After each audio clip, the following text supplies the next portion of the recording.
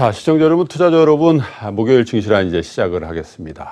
앙드레 코스톨란이라는 유명한 투자자가 있죠. 그런 비유를 한참 많이들 했습니다. 저희들도 그런 비유를 많이 썼습니다만은 주인과 개가 이렇게 산책을 하면요, 개가 주인 앞뒤를 오락가락 한다고 하죠. 또 숲을 지나갈 땐 숲속으로 들어갔다가, 그런데도 불구하고요, 집 앞에 나가면, 집 앞에 서면 항상 그 개는 주인 옆에 이렇게 서 있다. 이게 주식시장의 가격과 가치를 비교해서 얘기할 때 이 비유를 굉장히 많이 씁니다만은, 이런 비유들을 많이 쓰시는 분들이 있죠. 가치 투자자 여러분들이 이런 비유를 많이 쓰시는데, 우리 대한민국을 대표하는 가치 투자자 한 분을 모시고 인터뷰를 해보겠습니다. 한국투자밸류자산운용의 이채원 대표이사를 모시겠습니다. 대표님 어서 오십시오. 네, 안녕하세요. 오랜만에 뵙겠습니다. 예, 그렇습니다. 많이 바쁘셨죠? 예. 자, 오늘 대표님께 이제 제가 여러 가지 질문을 드릴 텐데, 그래도 우리 그 투자자 여러분들 또 시청자 여러분들이 대표님 오랜만에 뵈서 반가우신 분들이 있으실 거예요. 예. 그 근황을 좀 한번 말씀해 주시죠. 예. 사실은 뭐 부끄럽지만은 작년에 코스피가 네. 큰 폭으로 하락하면서 모든 운용사가 마이너스 수익률을 기록을 했습니다. 네. 저희도 이제 그 안전자산 선호 현상 때문에 중소형 가치주도 좀 같이 떨어지더라고요. 예. 작년에 좀 고생을 했고 올해는 그래도 시장이 안정되면서 상당히 작년의 손실폭을 예. 한 80% 정도는 좀 만회를 하고 있습니다. 네. 그래서 뭐 열심히 해서 좋은 수익을 내도록 좀 최선을 다하도록. 저는 그냥 근황을 여쭤본 건데 펀드 수익률만 하기야 뭐 이게 펀드를 이제 우리 투자자 여러분들한테 위탁을 받아서 운영하시는 헤드시니까 예. 사실 그 말씀을 안 하시고 다른 근황을 말씀하시면 그것도 안 맞는 것 같긴 합니다. 예. 자, 가치 투자자로서 한 30년 이제 그 시장에서 활동을 해 오셨는데, 가치 투자가 뭔지 여러 가지 개념 정의를 하시더라고요. 예. 이채원 대표께서 정의하시는 가치 투자는 뭐라고 정의하시고 싶으세요? 가치 투자는 가격과 가치의 괴리를 취하는 전략이고요. 뭐 쉽게 말씀드리면은 뭐 헐값에 사서 제값 받고 팔자, 이런 전략입니다. 근데 주식이라는 게 보면 어떤 2만 원의 내재 가치를 가지고 있지만 예. 왠지 모르게 이런 게 10,000원에 거래될 때가 있거든요. 예. 시장은 생각보다 이렇게 효율적이지 않습니다. 예. 근데 회사가 정말 나빠서 10,000원에 거래된다면 사면 안 되겠죠. 예. 뭐 산업이 없어진다든지 뭐 부채비율이 너무 높다든지 예. 이런 기업은 문제가 안 되고요. 근데 펀더멘탈 외적인 요인으로 저평가될 때가 있습니다. 네. 뭐 예를 들면 일시적인 기업 실적의 악화, 예. 그리고 외국인이 팔아서 뭐 연기금이 팔아서 기관들이 팔아서 예. 수급에 관련된 문제죠. 그리고 뭐 알려지지 않아서 예. 레포트가 나온 적이 없어서 중소형주라는 이유 때문에 시장의 무관심, 편견, 무시, 오해, 뭐 이런 등등 뭐 이상한 루머, 이런 것 때문에 이제 저평가될 때 사서 그 괴리를 취하는, 제값이 오면 매도를 하는 그런 전략입니다. 그러니까 가치의 가격은 항상 수렴하게 돼 있다. 예, 그런 왜곡 그렇습니다. 현상은 예. 단기에 그칠 거기 때문에 예. 그것이 현저히 저평가, 어떤 이유 간에 현저히 저평가되어 있는 가격대라면 그 주식을 사고 제대로 된 가치를 인정받는 가격에 매도한다. 이 전략이란 말씀이죠. 그렇습니다. 예. 굉장히 지루하고 고통스럽습니다. 사실은 외롭고 언제 올라갈지 알 수가 없기 때문에 예. 그죠. 저도 가치주 펀드를 한번 든 적이 있는데 굉장히 지루하고 힘들었습니다. 자, 그런데 왜 이 시점에 이채원 대표를 저희가 모셨냐면, 지금이 어떻게 보면 굉장히 혼란스러운 때인 것 같아요. 예. 어떤 의미에서냐면 가치 투자자와 성장주를 주로 투자하시는 분들이 지금 어떻게 보면 물밑에서 굉장히 치열한 접전을 벌이고 있는 시즌 아니냐, 이런 예. 시점에서 이제 예. 가치 투자자로의 대표로서 이제 이채원 대표를 모셨는데, 사실 그 맥락에 금리의 움직임이 있다, 이렇게 예. 생각이 들거든요. 예, 맞습니다. 금리와 이 성장주 또 가치주의 어떤 함수 관계에 대해서 한번 설명을 해 주십시오. 예. 이게 성장주를 밸류에이션하는 툴은 예. 그 디스카운티드 캐시플로우 기법을 씁니다. 보통 이제 DCF라고 하는데요. 이 기법은 미래 현금 흐름을 현가로 할인하는 기법인데요. 예. 그 할인율을 쓸 때 이자율을 씁니다. 예. 그래서 과거에 보면 미 국채 10년물도 1.4까지 갔었고요. 예. 우리나라의 국고채 3년도 1.2%까지 갔었죠. 그렇죠. 근데 뭐 쉽게 말씀드려서 만약 금리가 1%라고 하면 예. 이 일드의 역수가 PR이라고 하는 겁니다. 네. 그래서 1%의 일드는 PR이 100배라는 100이죠. 의미고요. 100배죠. 예, 100배입니다. 예. 그렇게 되면은 이제 뭐 어떤 성장주 같은 게 PR 50배, 100배짜리가 존재하지 않습니까? 예. 근데 그런 기업들은 사실 성장도 하고 배당도 주기 때문에 예. 채권은 100배인데 나는 PR이 50배인데 내가 왜 비싸? 이런 논리가 정당화된다는 거죠. 그렇죠. 그 PR이 정당화된다. 정당화될 수 있습니다. 예. 금리가 낮은 경우는. 네. 근데 이제 금리가 올라버리면 예. 예를 들면 미 국채 10년물이 3.3까지도 갔었죠. 그렇죠. 지금은 뭐 2.4, 2.5 정도 예. 왔다 갔다 하고 있지만 예. 근데 금리가 만약 3이 돼 버리면 33이네요. 그렇죠. PR이 33배가 됩니다. 예. 그럼 리스크 프리미엄 이론 때문에 주식은 채권보다 위험하기 때문에 예. PR이 낮아야 됩니다. 그렇죠. 주식의 적정 PR은 한 뭐 15배, 16배가 되는 거죠. 예. 그렇게 되면 PR 50배, 100배는 더 비싸 보이게 됩니다. 그렇죠. 그래서 이제 성장주가 이제 금리가 올라가면 매력을 잃어버리는 게 되는 겁니다. 네. 그리고 이제 아까 말씀드린 대로 그 DCF를 할 때 할인율을 예. 이제 두 가지 이유인 거죠.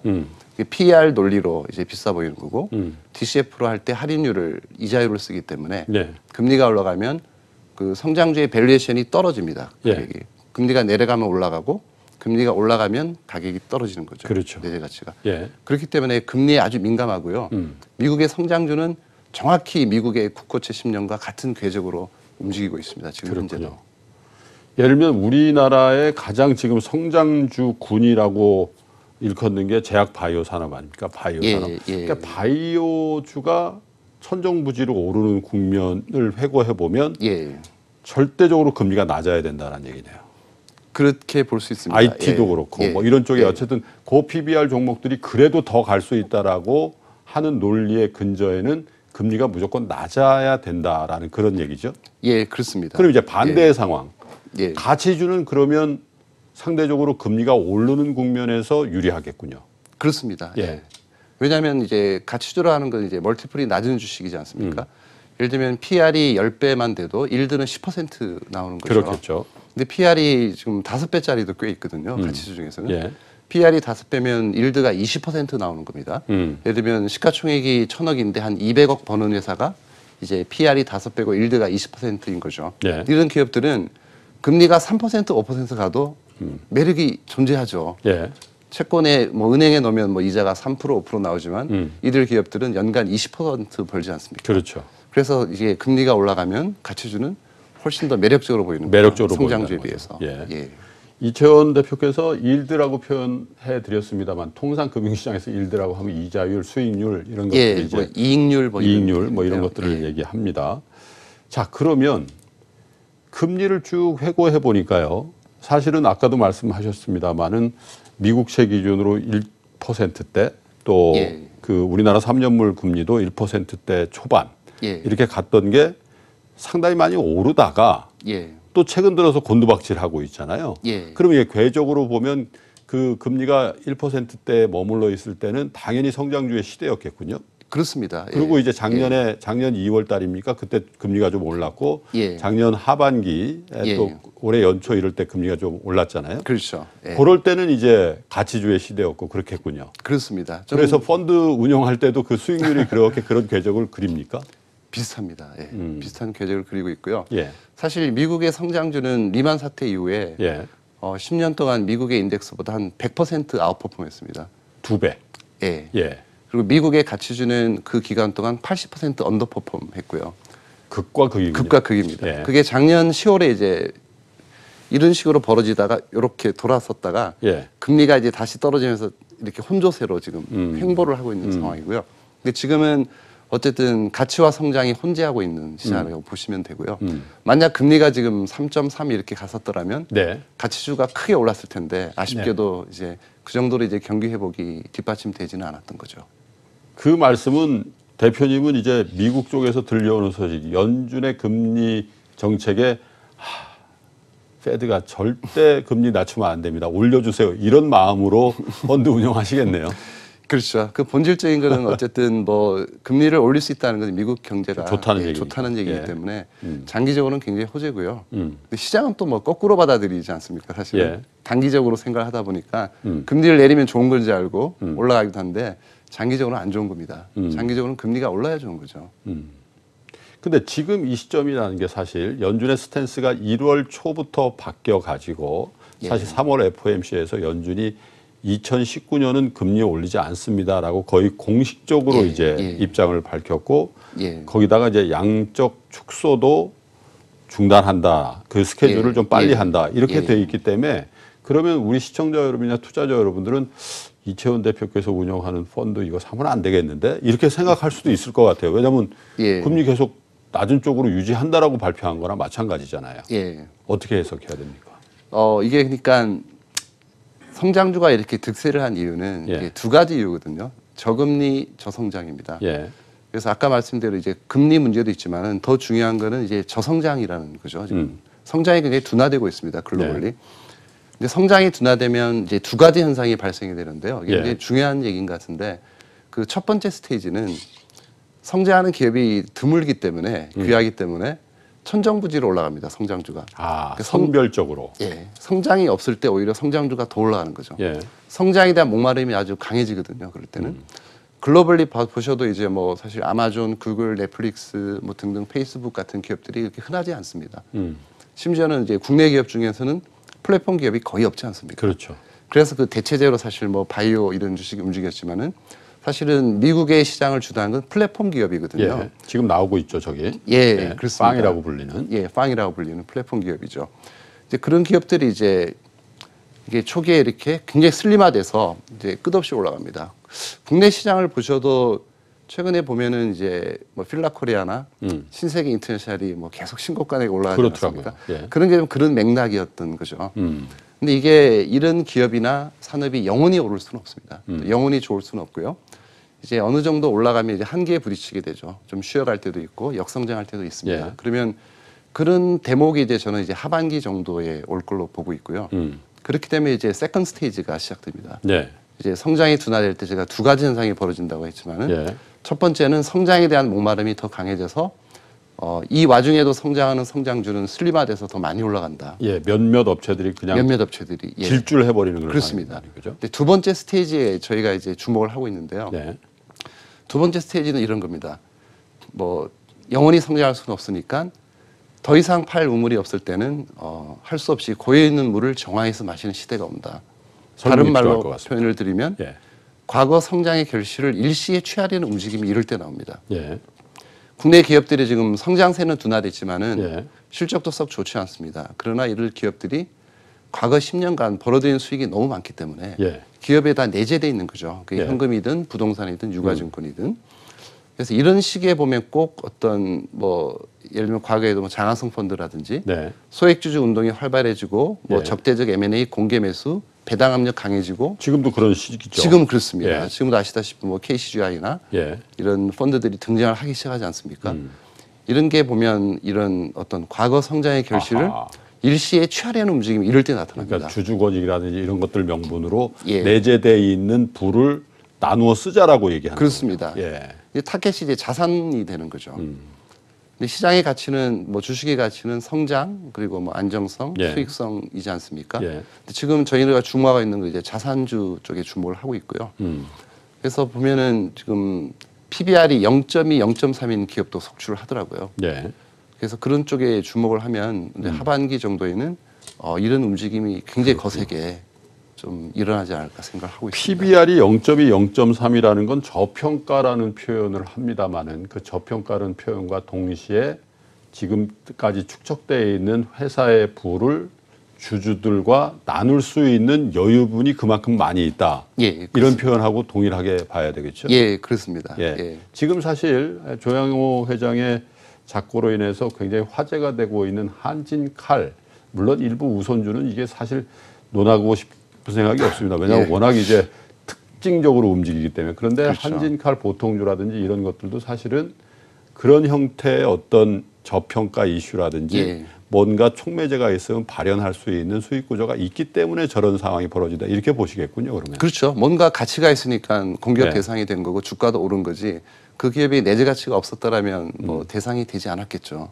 내재 가치 없는 주식에 대해서 뭐 저런 수급이 들어오면 그른바 쭉 흘러가면 작전주가 돼버리는 거죠, 사실. 그렇습니다. 예, 예. 알겠습니다.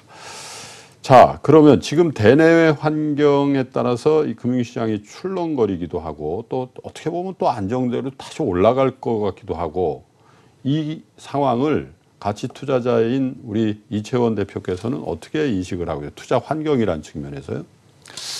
지금은 어떻게 보면 위기 상황은 아니고요. 위기 상황은 작년에 뭐 1985포인트 갔을 때였을 거고요. 예. 지금은 좀 어떤 균형을 이루고 있는 정상화되고 있는 그런 과정이라고 보고 있고요. 아시다시피 지금 뭐 단기 이슈는 어쨌든 미 국채 장단기 금리 예. 역전 현상이 벌어졌다는 거와 이건 이제 부정적인 요인이고요. 예. 긍정적인 요인은 이제 드디어 이제 미중 무역 협상이 타결이 임박했다. 이런 게 이제 두 호학제가 부딪히고 있는 상황입니다. 지금 예. 단기적으로 봤을 때는. 예. 그래서 환경 자체는 지금 뉴트럴하게 봐야 될 것 같아요. 중립적입니다. 저는. 예. 지금 뭐 코스피 지수도 지금 그래도 그나마 2,200포인트 회복을 했고요. 그래서 지금은 그 어쨌든 시장은 작년에 보면 하방 테스트를 했지 않았습니까? 네, 2,000포인트. 예. 그러니까 1985는 정말 깨져서는 안 될 지수라 저는 개인적으로 생각을 하고 있습니다. 왜냐하면 PBR이 0.79거든요, 그날. 그 얘기는 한국 전체 시장이 가치주 반열에 올랐다 이렇게 그렇습니다. 봐야겠군요. 예.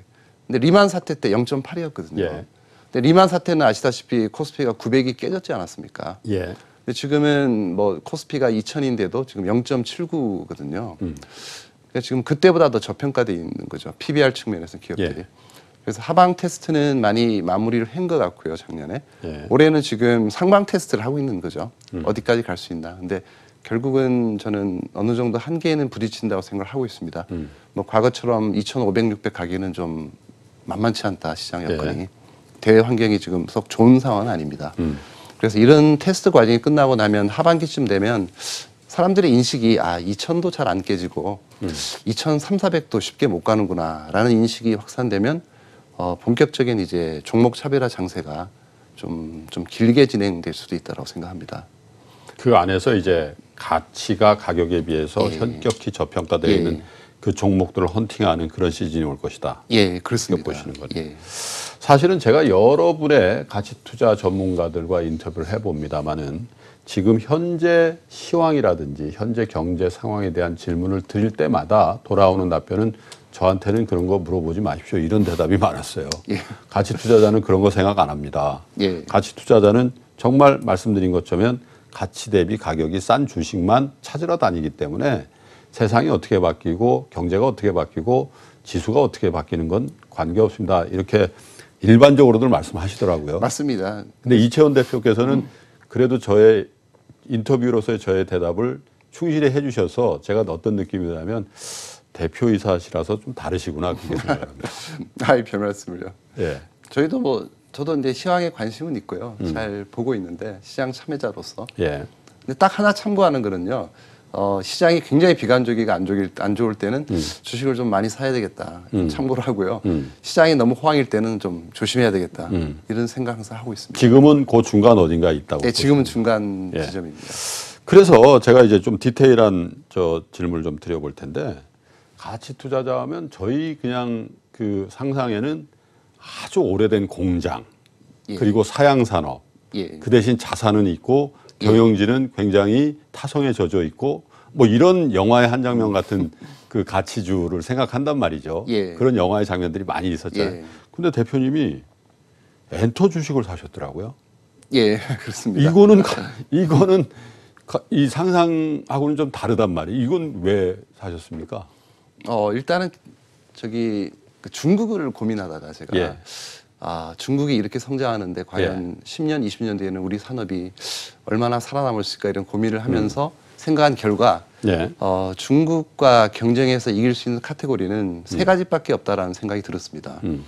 첫째 카테고리는 뭔가 대체제가 없는 거. 예. 뭐 예를 들면 원자재, 예. 또 대체제가 없죠. 예. 그다음에 컨텐츠는 이제 대체제가 없지 않습니까? 그렇죠. 저희가 BTS 음악을 들으려면 예. 반드시 그 음원을 사는 수밖에 없지 않습니까? 예. 그래서 그런 측면에서 우리는 이런 어떤 엔터나 드라마 이쪽은 경쟁력이 있다라고 판단이 됐고요. 두 번째 카테고리는 이제 브랜드가 되겠는데요. 브랜드는 국내 글로벌 브랜드가 이렇게 많지 않습니다. 뭐 샤넬이나 이런 뭐 루비통 같은 브랜드는 흔치 않죠. 네. 마지막으로 이제 테크입니다. 기술, 하이테크인데요. 예. 기술에 관련된 거는 지금 IT는 그래도 경쟁력이 있다라고 보고 있고 바이오도 뭐 아직까지는 앞서 있다라고 보고 있습니다. 네. 뭐 무슨 종목을 사야 될지는 정말 판단하기 어렵겠지만 예. 그런 측면에서 봤을 때는 엔터 산업 자체의 경쟁력은 굉장히 높다라고 생각하고 있습니다. 단지 그를 너무 인기가 좋고 각광받고 주가가 많이 올랐을 때 사는 건 리스크가 있고요.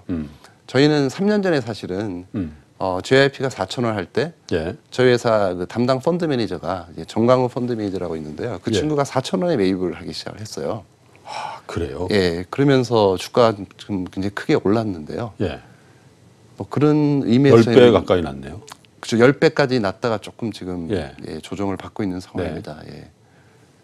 그 전광우 펀드 매니저가 직접 펀드 이름을 걸고 하는 펀드가 있습니까? 백세 행복 펀드라고요. 제가 적어놓고 또 백생 아니 왜냐면 이 역발상이 제가 깜짝 놀랐어요. 왜냐면 예.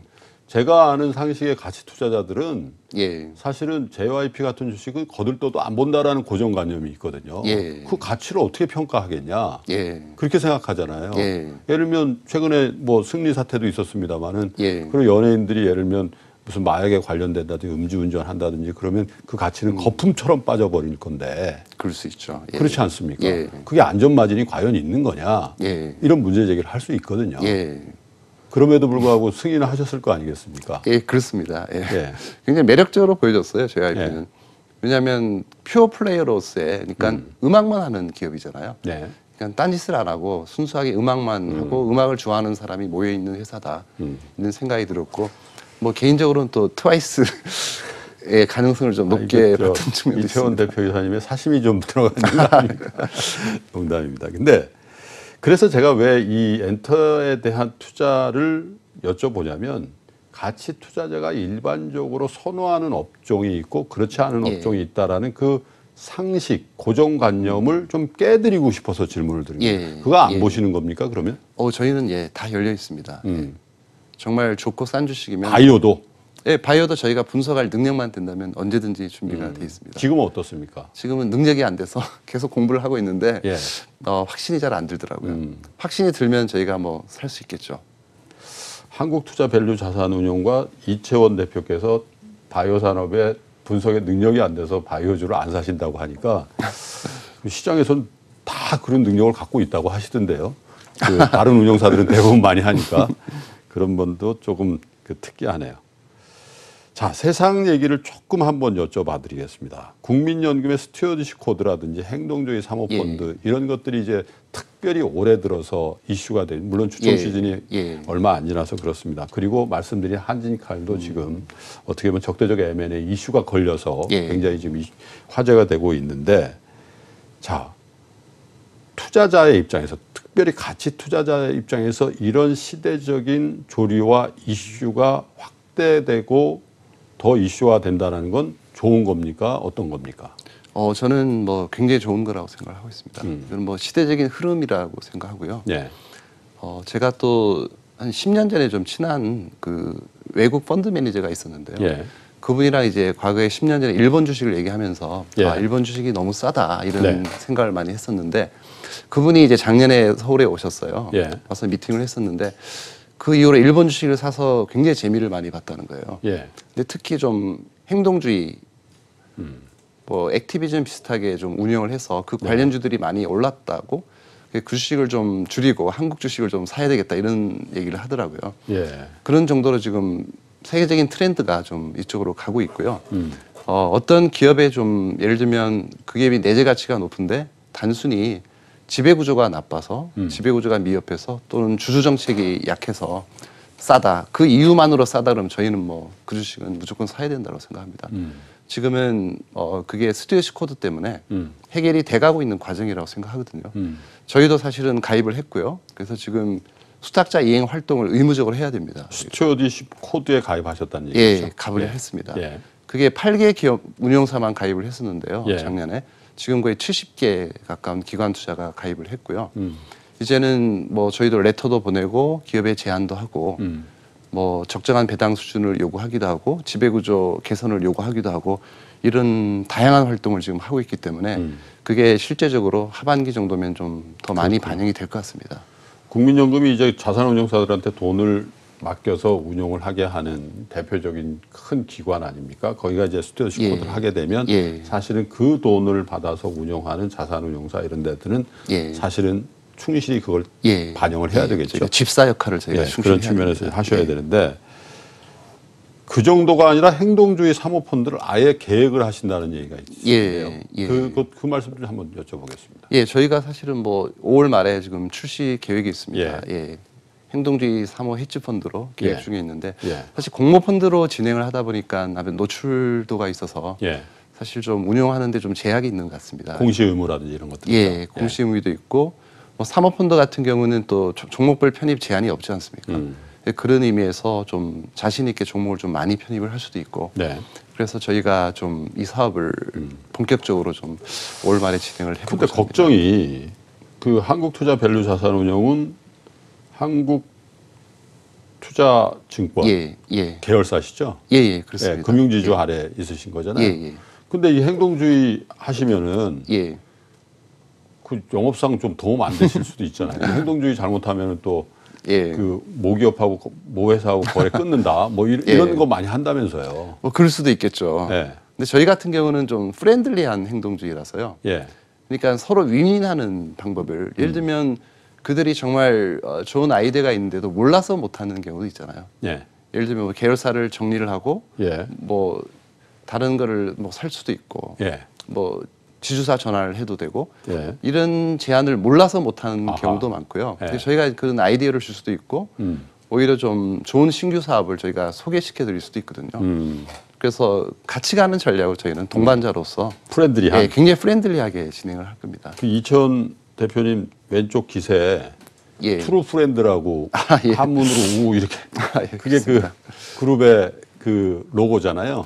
맞습니다. 그래서 행동주의 용어를 처음 들었거든요. 프렌들리 행동주의라는 용어. 프렌들리 행동주의입니다. 그래서 새로운 장르군요. 프렌들리 행동주의라는 거. 제대로 된 장르를 한번 개척해 주시기 바랍니다. 사실 행동주의 하면 이제 갈등 그리고 대결 그리고 그 과정에서 어떤 이득이 나온다 이런 개념이잖아요. 근데 사실은 굉장히 좋은 지적이신 것 같아요. 왜냐하면 정말 상장사 중에도 전통적인 산업을 쭉 한 길을 하신 분들 중에는 그냥 타성해졌거나 아니면 시대가 어떻게 바뀌는 걸 모르셔서 사실은 지배구조를 그렇게 클리어하게 안 하시고 계시는 분들이 많거든요.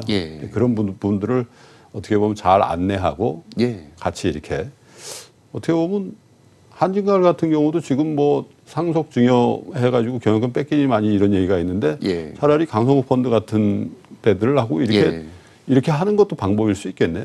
그렇습니다. 틀림없이 윈윈할 수 있는 방법이 있을 거라고 생각합니다. 그러시고요. 금리를 많이 그 다른 지표들은 그 별로 많이 안 보고 가치 투자자 입장에서 아까 이제 가치주와 성장주의 가름만은 금리가 탄다 이런 말씀하셨잖아요.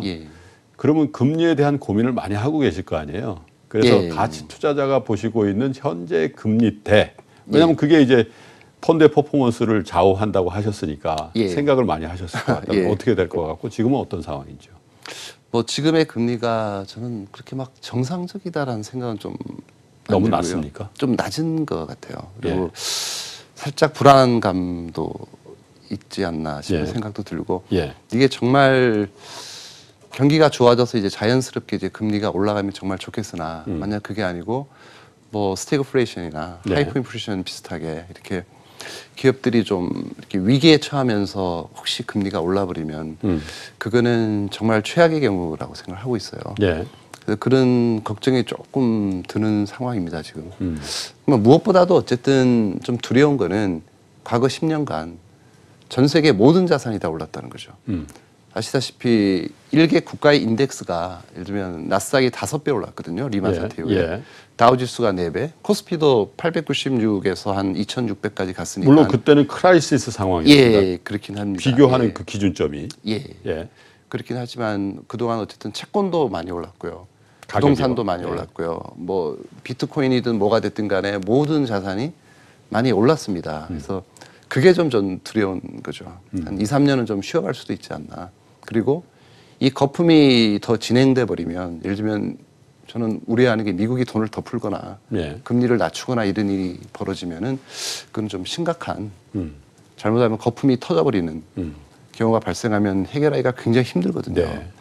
그래서 그게 가장 좀 걱정스럽습니다. 지금은. 그 모든 자산의 가격을 올린 원동력이 세상이 발전하고 진보되고 이렇게 된 예. 동력으로 됐다면 별 문제인데 별 그렇죠. 문제가 안 될 수 있는데 그렇죠. 사실은 금융위기의 처방전으로 나오는 막대한 유동성이 만들어낸 예. 결과물이라면 그것이 정리되는 어떤 기간들이 사필 규정처럼 필요할 것이다. 이렇게 보시는 거군요. 예, 그렇습니다. 예.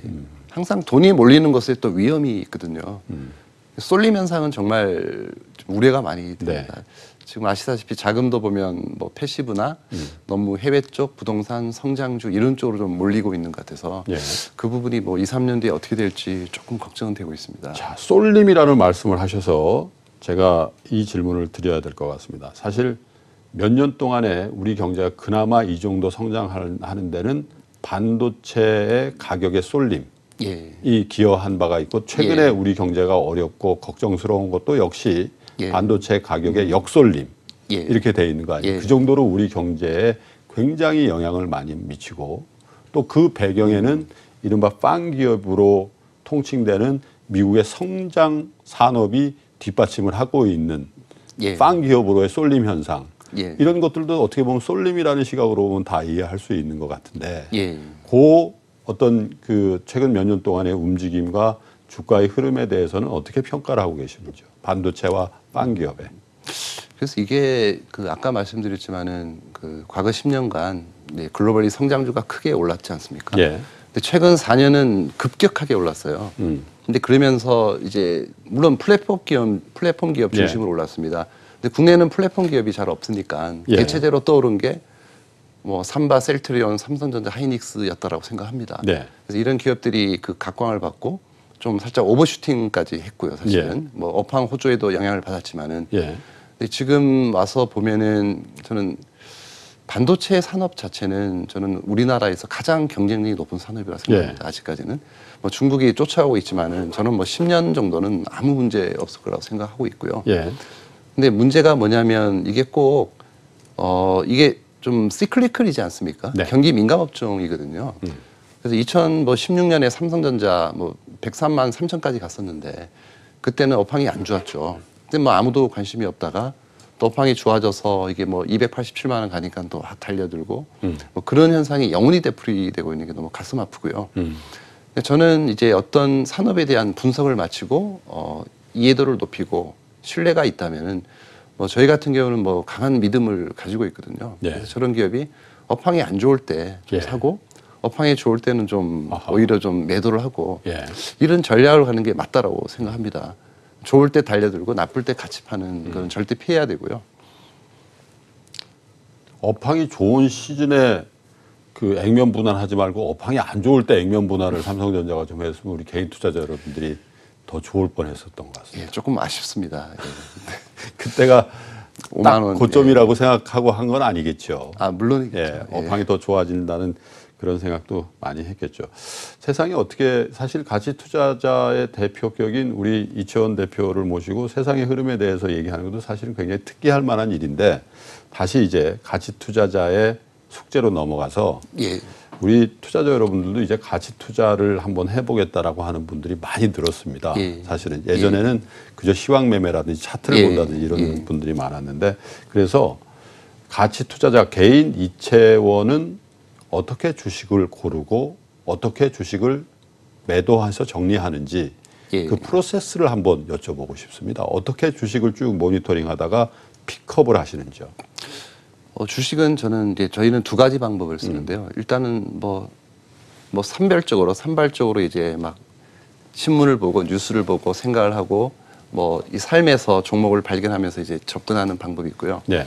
그 외에는 좀 탑다운식으로 우리가 매 분기마다 저 PER 상위 100종목, 네. 저 PBR 상위 100종목, 예. 고배당 상위 100종목, 예. 그다음에 순유동 자산 비율 100종목 이렇게 뽑습니다. 예. 뽑아서 이제 저희가 12개월 트레이닝으로 해가지고 이제 예. 과거 실적 가지고 이렇게 분석을 해가지고 예. 뽑고 그 기업을 다 탐방을 가서 그 중에서 이유가 있어서 싼 건 사면 안 되겠죠. 네. 근데 이유 없이 싼 거를 골라내서 이제 아무리 봐도 그 이유를 못 찾겠다.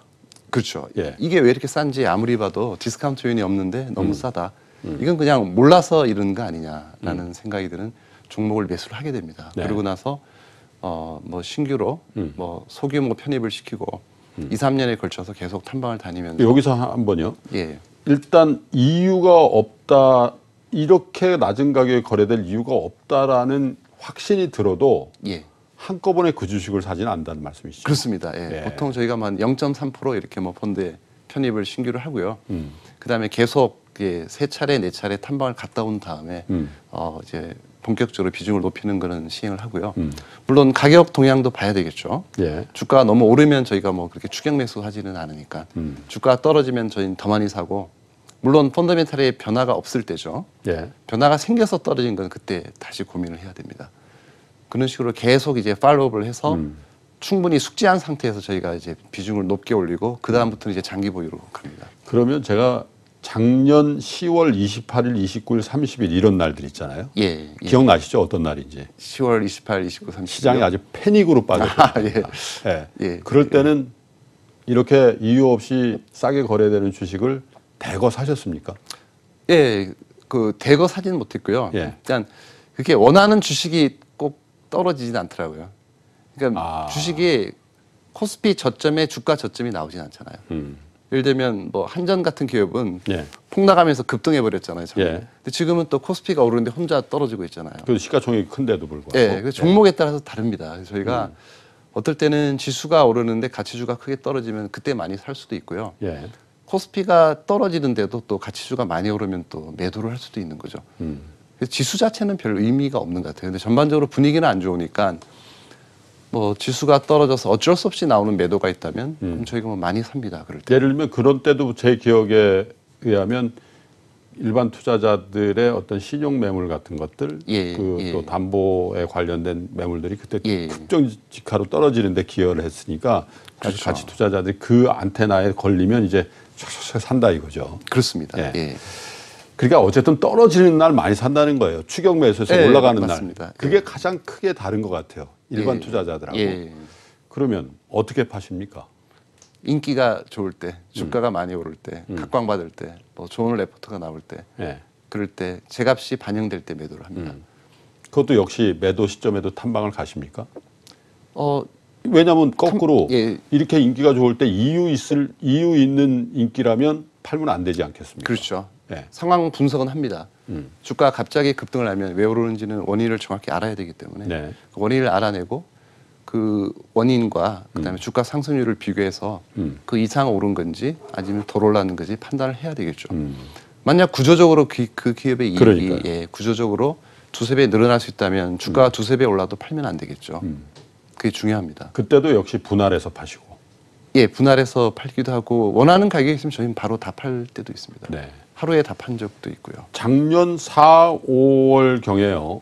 예. 가치주 펀드가 제가 경험하기로는 꽤 예. 많이 올랐습니다. 왜냐하면 예. 대북 이슈가 터져가지고 아, 예, 맞습니다. 정말 PBR 뭐 0.3, 0.2 뭐 이렇게 했던 시멘트주라든지 뭐 시멘트, 철강부터 해서 강관 예. 뭐 이런 것들 예. 많이 올랐지 않습니까? 예. 철도 관련 뭐 이렇게 해서 예, 맞습니다. 거래도 안 되던 것들이 막 거래가 폭증하고 자 그런 경우에는 예. 대체로 제가 이렇게 보니까 가치주 펀드에 들어가 있는 그런 주식들도 예전에 높게 산 것들은 예. 그렇게 단기간에 많이 올라도 예. 아직까지 평가손 상태인 것들도 많이 있더라고요. 예. 그런데 대북 이슈라는 건 사실은 이게 어떻게 영향을 미칠지도 모르는 사실은 굉장히 예. 불가측한 일이기 때문에 예.